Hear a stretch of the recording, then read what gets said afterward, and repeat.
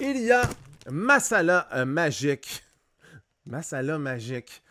Wow! Pour vrai, chapeau pour le nom, mais chapeau pas en même temps. Chapeau, wow! Magicien, magie, chapeau! Wouh! Un petit lapin qui sort! Quand t'hésites pis que tu sais plus, ça te prend, ça te dépanne-tu. Public de l'Internet, bienvenue à ce nouvel épisode de Ça dépanne-tu, ta référence en matière de bouffe sur le pouce, avec ton funny et frisé animateur Marc-André au micro, qui est aussi en passant un collationneur professionnel. On oublie trop souvent de le dire. Et cette semaine, avant de commencer, dans le fond, la dégustation, ou plutôt les dégustations de produits, parce que oui, cette semaine, j'en aurai deux. Je vais t'expliquer ça dans quelques instants. Voici tout d'abord quelques petites nouvelles au sujet de Ça dépanne-tu. Tout d'abord, yes, wouhou! On a atteint le 100 abonnés sur la page YouTube. Félicitations à tout le monde. Merci de me suivre, c'est écœurant. Et là, je vous le dis, je veux pas en voir un qui se désabonne, comme je l'ai dit dans ma story Instagram, juste parce que ça le fait rire de me faire descendre en bas de la barre des 100. Non, reste s'il te plaît, je te promets, il y a plein de contenu intéressant qui s'en vient. D'ailleurs, deuxième point, j'ai commencé à faire des stories Instagram parce je vais être super honnête avec toi, public. J'ai pas, comment je pourrais dire, j'ai pas j'allais dire le pouce vert. C'est pas le pouce vert, mais dans le fond, les stories, c'est pas vraiment mon fort. On dirait que dans le fond, mon côté technologique ou mon côté médias sociaux a arrêté avec Facebook, Instagram. Je comprends moyen ça. Mais là, j'ai essayé, j'ai fait de gros efforts pour essayer de faire des stories. Donc, si tu veux voir les stories, il y a deux places où tu peux aller les voir. Sur la page Facebook de Ça dépanne-tu et sur la page Instagram de Ça dépanne-tu. Ils sont là. J'essaie de te faire découvrir un peu l'envers du décor de Ça dépanne-tu et aussi peut-être en apprendre un peu plus sur ton collationneur professionnel préféré. Troisième point à l'ordre du jour, vous avez été nombreux à me demander où est-ce que je prenais ces merveilleuses chemises hawaïennes-là ou chemises funky, funny. Eh bien, public, j'ai pas de secret pour toi. Je te dis exactement où est-ce que je les ai pris. Il y a deux endroits où est-ce que je m'approvisionne en chemises comme celle-là. C'est le Walmart et le Old Navy. Pourquoi ces deux magasins-là et pas d'autres? Eh bien, c'est parce qu'ils ont du linge pour les personnes de taille forte. Merci! Et pour vrai, t'as pas de l'air d'un cul quand tu portes leurs vêtements de taille ronde. Parce qu'on va se le dire, il y a certaines entreprises qui pensent que parce qu'on est rond, on doit s'habiller avec du linge laid. Eh bien non, Walmart ont compris. Ils ont du beau linge pour les personnes de taille forte comme moi et je les remercie pour ça. Donc, si ça te tente d'avoir ces chemises-là, Old Navy, Walmart, mais fais super attention. Ces chemises-là, elles sont seulement là, dans le fond, à partir du mois de mai jusqu'à la fin de l'été et elles partent extrêmement rapidement. Et si tu veux les chercher rapidement sur leur site web internet respectif, sur le site de Walmart, c'est facile. Tu tapes chemise de vacances. C'est logique, chemise de vacances, ça ressemble à une chemise de vacances. Cependant, au Old Navy, fouille-moi pourquoi, ils ont décidé d'appeler ça des chemises quotidiennes. Pourquoi quotidiennes? Aucune Saint-Esprit d'idée pourquoi, mais c'est ça. Donc, si tu veux les chercher au Old Navy, chemises quotidiennes, tu vas les trouver, mais encore une fois, elles partent extrêmement rapidement, donc dépêche-toi si tu veux en avoir. Le dernier point avant de commencer ma dégustation de produits, ça concerne la mise à jour sur le Pepsi Bleu. Je ne sais pas si tu le sais, au premier épisode de Ça dépanne-tu, j'avais parlé de mon amour pour le Pepsi Bleu et je rêvais, dans le fond, de mettre la main ou de goûter à nouveau au Pepsi Bleu. Et là, j'ai décidé de faire des recherches. Je me suis déplacé vers la base de données sur les marques de commerce canadiennes sur le site du gouvernement du Canada. Bon, OK. Je me suis pas déplacé, j'aime bien trop ça être chez moi, donc dans le fond, je suis allé sur leur site internet et j'ai fait une recherche sur le Pepsi Bleu et j'ai découvert quelque chose d'assez incroyable par rapport au Pepsi Bleu. C'est que dans le fond, la marque de commerce a été officiellement déposée en 2003 et elle devait se terminer, dans le fond, l'usage de ce nom-là, Pepsi Bleu, devait se terminer le 20 août 2018, 20 août 2018 exactement. Mais Pepsi, coup de théâtre, ont décidé de renouveler les mots Pepsi Bleu et Pepsi Blue jusqu'à la mi-août, 2033. Qu'est-ce que ça veut dire? On garde toujours l'espoir que le Pepsi Bleu va réapparaître, dans le fond, sur nos tablettes d'ici à 2033. On se croise les doigts. Et là, je m'adresse à toi, public, ainsi qu'à Pepsi.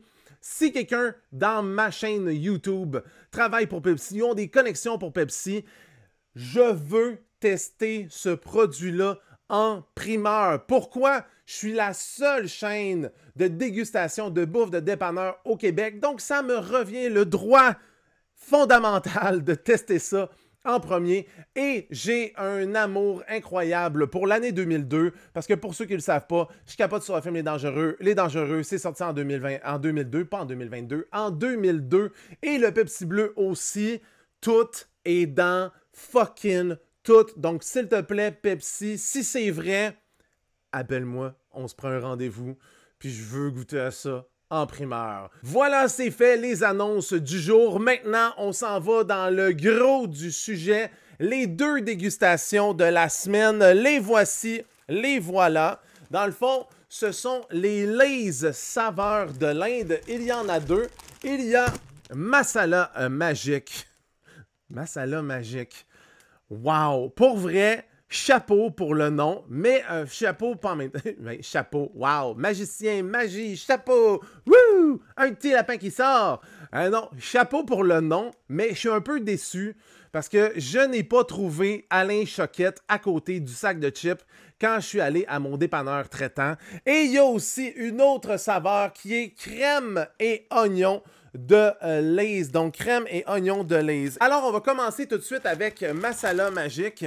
Masala Magique, qu'est-ce que c'est? Le masala, pour ceux qui ne le savent pas, c'est un mélange d'épices provenant de l'Inde. Et c'est un peu normal que ça provienne de l'Inde parce que c'est saveur de l'Inde. Juste ici, c'est écrit saveur de l'Inde.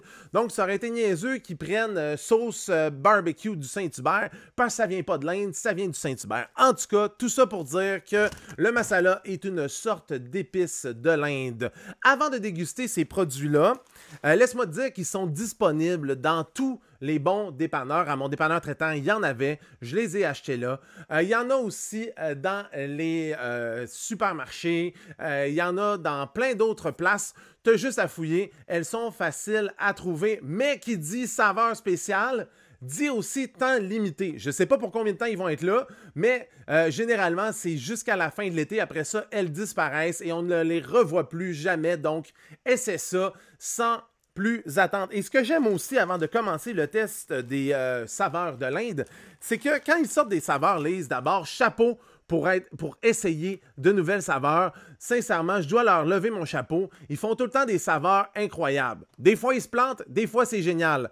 Il y a un souvenir qui me vient en tête, je pense que c'était l'année passée ou il y a 2 ans, peut-être 3, je sais pas, je suis pas bon dans les dates en tout cas. C'est pas ça. Tout ça pour dire qu'il avait sorti des chips BLT, bacon, laitue, tomate. Pour vrai, c'est une de mes expériences culinaires les plus fucking weird que j'ai mangé de ma vie. Ça goûtait la tomate mouillée et la mayonnaise. Non, pardon, là, il y a des gens qui trippent bien trop sur la mayonnaise qui vont me reprendre. Ça goûtait pas la mayonnaise, ça goûtait la sauce à salade. Mais on va se le dire entre toi et moi, c'est bien meilleur de la sauce à salade que de la mayonnaise. Dis-le pas à personne. Je te dis ce secret-là, c'est gratuit, prends-le, mais honnêtement, je préfère la sauce à salade à la mayonnaise. Si t'es pas d'accord, encore une fois, tu peux écrire dans les commentaires que t'es pas d'accord. Ça va me faire plaisir de te lire, puis on aura une superbe discussion sur la mayonnaise versus la sauce à salade. Donc, comme je disais, l'emballage des chips de Lay's, qu'est-ce qui est le fun avec ça? Ben, pas le fun, c'est plutôt particulier. C'est que c'est un format 165 grammes. Donc, c'est plus petit qu'un grand sac de chips, mais c'est plus grand qu'un petit sac de format collation, donc à apporter dans la voiture et à déguster. Je trouve ça intéressant comme choix. Ils ont compris que peut-être que tu n'aimerais pas ça, fait qu'ils ont fait ça un petit peu plus petit pour que justement tu puisses tout le manger si jamais tu n'aimes pas ça. Donc, chapeau, Lay's, toujours à l'avant en matière d'innovation. J'aime ça, une entreprise de croustilles qui se maintient à jour comme ça et qui n'est pas conservateur dans ces sortes de chips. Merci Lay's d'avoir fait ça. Et là, sans plus attendre, je vais déguster les chips masala magiques de, dans le fond, Lay's. Première chose qu'on remarque avant de déguster, regarde cette petite patate chip qui est là. Wow! Elle est ondulée. Personnellement, j'adore les chips ondulés. C'est 1 000 000 de fois meilleur que les chips naturels. On dirait que les chips naturels, c'est fade, c'est plate. C'est comme quelqu'un qui porte du brun. C'est plate, on veut pas ça. On veut de la texture. Quand on goûte à des patates chips ondulés, incroyable. Hashtag Team Ondulé, je suis de cette équipe. Première chose, quand on sent le sac de chips, ça sent pas grand-chose. Non, vraiment pas. Ça sent juste l'aluminium du sac de chips. Et c'est pas mal ça. Là, ce que j'ai hâte de voir, l'Inde, dans mon souvenir, c'est un petit peu épicé. Et si tu suis la chaîne depuis le début public, tu dois savoir que moi et l'épicé, on ne fait pas bon ménage. Sincèrement, quand je mange des trucs trop épicés, j'en ai pour des jours à avoir mal au trou de pète. Et oui, j'ai dit trou de pète parce que c'est ça qui arrive quand je mange trop d'épicé. Mon trou de pète m'en veut et me le fait sentir pendant 3 jours. Alors j'espère que ça n'arrivera pas avec ces chips-là. On se croise les doigts. Et voilà, le message est fait. C'est maintenant le moment de tester cette délicieuse, je ne sais pas si elle est délicieuse, mais en tout cas, elle a de l'air délicieuse. Donc, c'est le moment de déguster la première chip, c'est-à-dire le masala magique. Ouh. Ça goûte... Oh!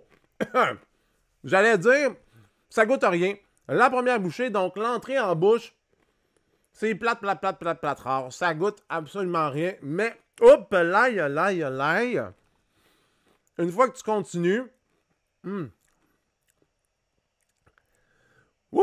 c'est un petit peu épicé, mais c'est pas un épicé qui est vraiment tannant.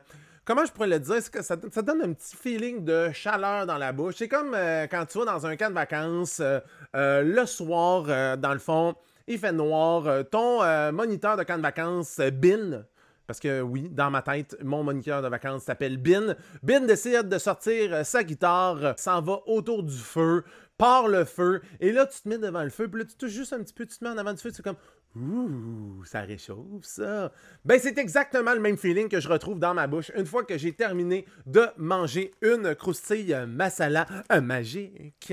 Je vais en goûter une autre parce que je suis pas convaincu du premier goût en bouche. Je trouve ça un petit peu décevant et je veux voir si ça se confirme.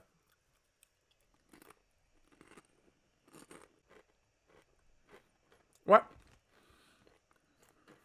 Le premier goût en bouche est vraiment décevant. Sincèrement, il est comme super décevant. Mais après ça, la petite chaleur qu'il y a après, elle n'est pas piquée des verres. Elle est quand même très délicieuse. Voilà qui met fin à la dégustation des masalas magiques. Maintenant, on se dirige vers la deuxième saveur qui est crème et oignon. Et ma première impression, ce que j'ai peur en goûtant à cette chip-là, ce que j'ai peur, c'est que ce soit une version cheapo des chips crème sûre et oignon. J'ai vraiment ce feeling-là, parce que mais en même temps, pas. Pourquoi? Pourquoi je n'ai pas ce sentiment-là? Si on regarde ici, juste en avant dans le sac-là, là, qu'est-ce qu'on voit ici? Là, on voit du fromage. Est-ce qu'il va y avoir un arrière-goût de fromage? On va le savoir dans quelques instants. Et là, ce que je trouve un peu particulier, public, ça tu le sais pas, c'est un petit secret de tournage. C'est qu'en ce moment, je suis en train d'enregistrer cette vidéo-là. Il est sur le point d'être 11h du matin. Donc, je viens de finir de déjeuner il y a genre une demi-heure. Et là, je mange des patates chips. Et je trouve ça quand même très drôle, le contraste de déjeuner à patates chips. Donc, voici sans plus attendre la dégustation des chips crème et oignon. Mais avant, ça sent la crème sure et oignon, mes amis. Mais il y a quelque chose de différent, puis j'ai hâte de voir ça va être quoi.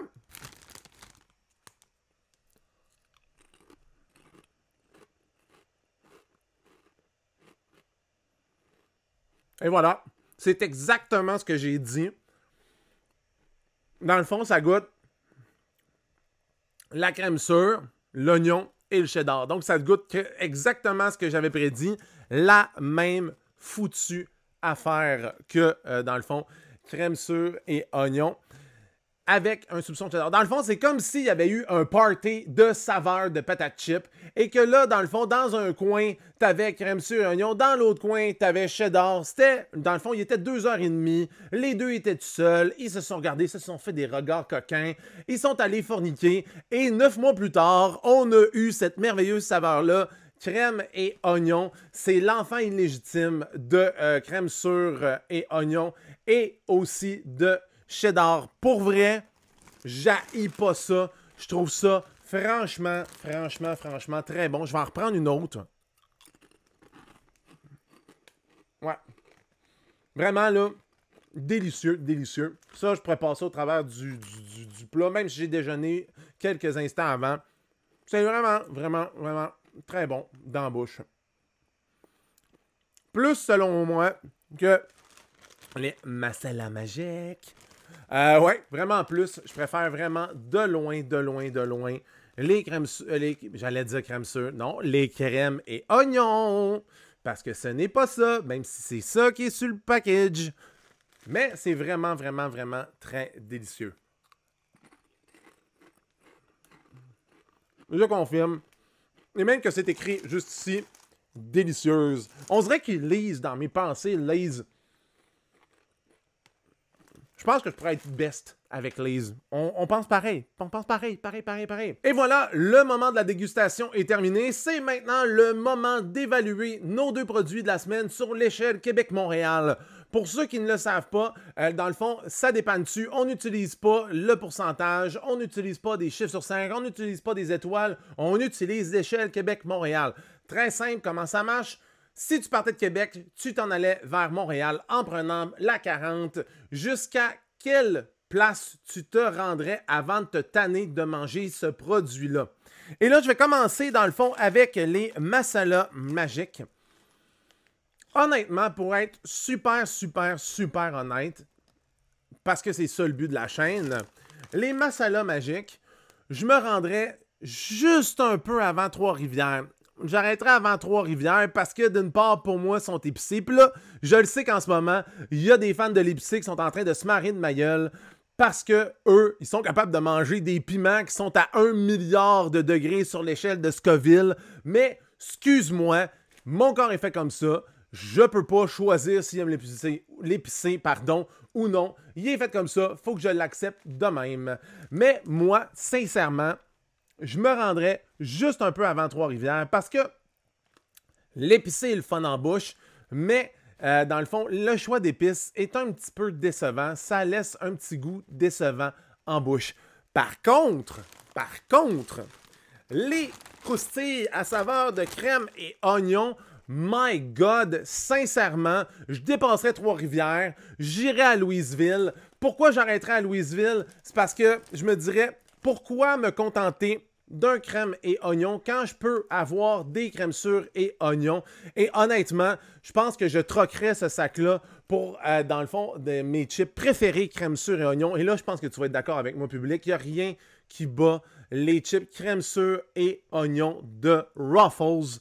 Sincèrement, j'arrêterai là juste pour switcher de sac pour prendre des Ruffles dans le bout de Louisville. Et c'est comme ça, public, que se termine ce nouvel épisode de Ça dépanne-tu. Je te rappelle que si t'aimes la vidéo, oublie pas de faire un pouce dans les airs. Oublie pas aussi de t'abonner à Ça dépanne-tu. Si ce n'est pas fait, abonne-toi à la chaîne YouTube. N'hésite surtout pas à commenter, dans le fond, la vidéo. Je réponds à tous les commentaires. On peut avoir des discussions incroyables sur les saveurs de chips. Ça va me faire plaisir. Abonne-toi aussi à la page Facebook, de Ça dépanne-tu, ainsi qu'au compte Instagram de Ça dépanne-tu. Ça dépanne-tu en un mot, aussi simple que ça. Et on se retrouve dans un prochain épisode de Ça dépanne-tu.